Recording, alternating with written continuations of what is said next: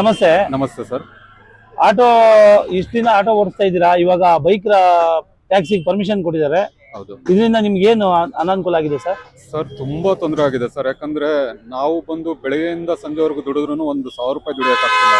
So ಬೈಕ್ನವ್ರು ಏನ್ ಮಾಡಿದಾರೆ ಅಂದ್ರೆ ಬೆಳಗ್ಗೆ ಎದ್ದು ಸೀದಾ ಒಂದು 5 ಅವರ್ 6 ಅವರ್ ಓಡಿಸ್ತಾರೆ. ಅವರು 1200 1300 ದುಡಿತಾರೆ. ನಾವು ಟ್ಯಾಕ್ಸ್ ಕಟ್ತೀವಿ, ಪರ್ಮಿಟ್ ಇದೆ, ಇನ್ಶೂರೆನ್ಸ್ ಇದೆ, ಪ್ರತಿಯೊಂದಕ್ಕೂ ನಾವು ಎಲ್ಲ ಪೇ ಮಾಡಿದ್ರು ನಮಗೆ ಒಂದು ಯೂಸೇಜ್ ಇಲ್ಲ. ಗೌರ್ಮೆಂಟ್ ಕಡೆಯಿಂದ ಯಾವುದು ಸಪೋರ್ಟ್ ಇಲ್ಲ, ಯಾವುದೇ ಥರ ಸೇಫ್ಟಿನೂ ಗೌರ್ಮೆಂಟ್ ನಮ್ಗೆ ಮಾಡಿಕೊಡಲ್ಲ. ಯಾಕಂದರೆ ನಾವು ಕಷ್ಟ ಬಿದ್ದು ದುಡಿಯೋಕೆ ಟ್ರೈ ಮಾಡ್ತೀವಿ. ಈಗ ನಾವು ನೋಡಿ ಮೀಟ್ರ್ ಹಾಕೋಕೆ ಟ್ರೈ ಮಾಡ್ತೀವಿ, ಮೀಟ್ರ್ ಹಾಕ್ತೀವಿ, ಬನ್ನಿ ಅಂದ್ರೂ ಜನ ಬರಲ್ಲ, ಯೋಚನೆ ಮಾಡ್ತಾರೆ. ಅದೇ ಬೈಕ್ ಟ್ಯಾಕ್ಸಿ ಬುಕ್ ಮಾಡ್ಕೊಂಡು ಆರಾಮಾಗಿ ಹೋಗ್ಬಿಡ್ತಾರೆ. ಈಗ ನಾವು ಗ್ಯಾಸ್ ಪೇ ಮಾಡಬೇಕಾಗುತ್ತೆ, ಪ್ರತಿಯೊಂದು ಇರುತ್ತೆ. ನಮ್ಮ ಮಕ್ಕಳಿಗೆ ನಾವು ಫೀಸ್ ಕಟ್ಟೋದಕ್ಕೂ ಕಷ್ಟಪಡ್ತಾ ಇದ್ದೀವಿ. ಸೊ ದಿನ ಆದರೆ ನಾವು ಬೆಳಗ್ಗೆ ಎದ್ದು ಓಡಬೇಕು, ನಾವು ದುಡಿಯೋದಕ್ಕೆ ಟ್ರೈ ಮಾಡ್ತಾ ಇದೀವಿ. ಬಟ್ ಯಾವುದೇ ಥರ ನಮಗೆ ಯೂಸೇಜ್ ಇಲ್ಲ. ಸೊ ನಾವು ತುಂಬ ಕಷ್ಟಪಟ್ಟು ಇದು ಮಾಡ್ತಾ ಇದೀವಿ. ಬಟ್ ಬೈಕ್ ಟ್ಯಾಕ್ಸಿ ಬಂದಮೇಲೆ ನಮಗೆ ತುಂಬ ಲಾಸ್ ಆಗಿದೆ. ನಾವು ದಿನ ದುಡಿಯೋದೇ ಕಷ್ಟ ಆಗ್ತಿದೆ. ಹೇಗೆ ಅಂದರೆ ಇವಾಗ ನಾವು ನೆಕ್ಸ್ಟ್ ಒಂದು ಆಟೋ ಮಾರ್ಬಿಟ್ಟು ಬೇರೆ ಯಾವ್ದಾದ್ರು ಕೆಲಸ ನೋಡ್ಬೇಕು ಅನ್ನೋ ಪರಿಸ್ಥಿತಿ ಬಂದಿದೆ ನಮ್ಗೆ. ಈಗ ಲಕ್ಷಾಂತರ ರೂಪಾಯಿ ಕೊಟ್ಟು ಆಟೋ ತಗೊಂಡಿರ್ತೀರಾ, ಅವ್ರು 10,000 ಕೊಟ್ಟು ಬೈಕ್ ತಗೋಬಿಟ್ಟು ಶೋಕಿ ಮಾಡ್ತಿರಲ್ಲ, ಅದ್ರ ಬಗ್ಗೆ ಏನ್ ಹೇಳಕ್ ಇಷ್ಟಪಡ್ತೀವಿ ಸರ್? ಏನಾಗಿದೆ ಅಂದ್ರೆ ಇವಾಗ ಎಲ್ಲರೂ ಇಳಿದ್ಬಿಟ್ಟಿದ್ದಾರೆ, ವಯಸ್ಸು ಹುಡುಗರು ಇರ್ಬೋದು, ಯಾರೇ ಇರ್ಬೋದು.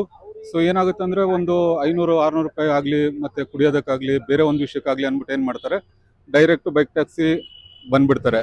ಈಗ IPL ಸ್ಟಾರ್ಟ್ ಆಗತ್ತೆ, ಬೆಟ್ಟಿಂಗ್ ಕಟ್ಟಕ್ಕೆ ದುಡಿಮೆ ಮಾಡಕ್ ಒಳ್ಳೆ ಬೈಕ್ ರ್ಯಾಪಿಡ್ ಒಳ್ಳೆ ಈಸಿ ಆಗಿದೆ. ಖಂಡಿತ. ಯಾಕಂದ್ರೆ ನೋಡಿ, ಆರಾಮಾಗಿ ಒಂದು 300-400 ರೂಪಾಯಿ ಒನ್ ಟೈಮ್ ದುಡ್ದು ಬೆಟ್ಟಿಂಗ್ ಹೋದ್ರೆ ತುಂಬಾ ಅವರು ಅಲ್ಲಿ ದುಡ್ಡು ಮಾಡ್ಬೋದು ಅನ್ನೋ ಒಂದು ಇದ್ರಲ್ಲಿ ಹೋಗ್ತಾರೆ.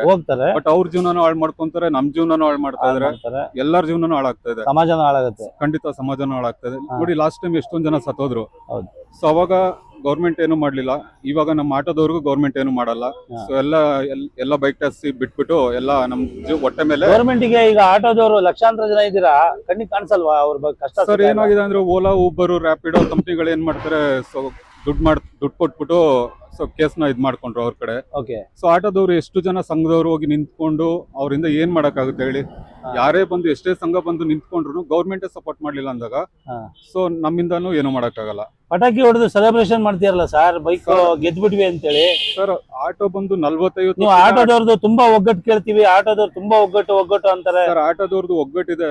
ಬಟ್ ಏನಂದ್ರೆ ಈ ಗೌರ್ಮೆಂಟ್ ಒಂದು ಮೈನ್ ಸಪೋರ್ಟ್ ಮಾಡ್ಬೇಕು. ಬಟ್ ಓಲಾ, ರ್ಯಾಪಿಡೋ ಕಂಪನಿಗಳು ಇರೋದ್ರಿಂದ ಆಟೋದವ್ರು ಒಗ್ಗಟ್ಟು ಅವ್ರ ಮುಂದೆ ನಿಲ್ತಾ ಇಲ್ಲ. ಯಾಕಂದ್ರೆ ಅವರು ಕೋಟಿಗಟ್ಟಲೆ ದುಡ್ಡನ್ನ ತಗೊಂಡ್ಬಂದು ಸುರಿತಾರೆ.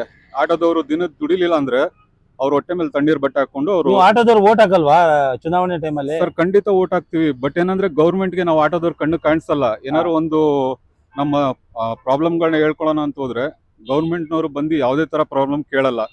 ನಾವು ಹೋಗಿ ಸ್ಟ್ರೈಕ್ ಮಾಡಿದ್ರೆ ನಮ್ಮ ಮೇಲೆ ತಪ್ಪು ಹೊರಿಸ್ತಾರೆ. ಎಲೆಕ್ಷನ್ ಟೈಮಲ್ಲಿ ಫ್ಲೆಕ್ಸ್ ಬ್ಯಾನರ್ ಹಾಕೊಂಡು ಓಡಾಡಕ್ ನೀವೇ ಬೇಕು.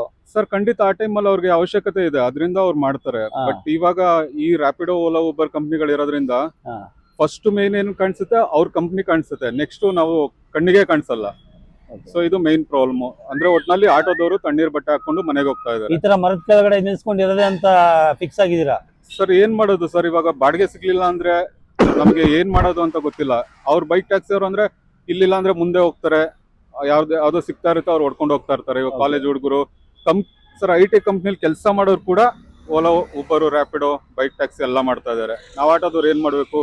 ನಾವು ವೈಟ್ ಬೋರ್ಡ್ ಮಾಡ್ಕೊಡಿ ಅಂದ್ರೆ ಅದು ಮಾಡ್ಕೊಡಲ್ಲ. ನಾವು ಯೂನಿಫಾರ್ಮ್ ಎಲ್ಲ ಬಿಚ್ಚಾಕ್ಬಿಟ್ಟು ನಾವು ಬಂದು ವೈಟ್ ಬೋರ್ಡ್ ಮಾಡ್ಕೊಟ್ರೆ, ನಮ್ಮ ಪಾಡಿಗೆ ನಾವು ಟ್ಯಾಕ್ಸಿ ಫ್ರೀ ಎಲ್ಲ ಮಾಡ್ಕೊಟ್ರೆ ನಾವು ಅದನ್ನೇ ಮಾಡ್ತೀವಿ, ಗೂಡ್ಸ್ ಹೊಡಿತೀವಿ.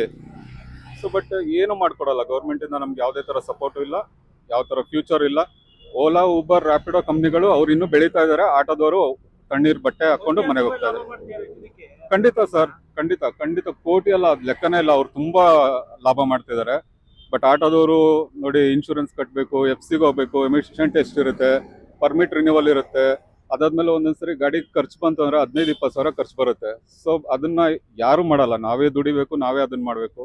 ನಮ್ಮ ಮಕ್ಳಿಗೆ ಫೀಸ್ ಕಟ್ಟಬೇಕು ಅಂದ್ರೂ ಕಷ್ಟ ಇದೆ. ಇವಾಗ ರೇಷನ್ ತರಬೇಕು, ಪ್ರತಿಯೊಂದಕ್ಕೂ ಕಷ್ಟ ಇದೆ.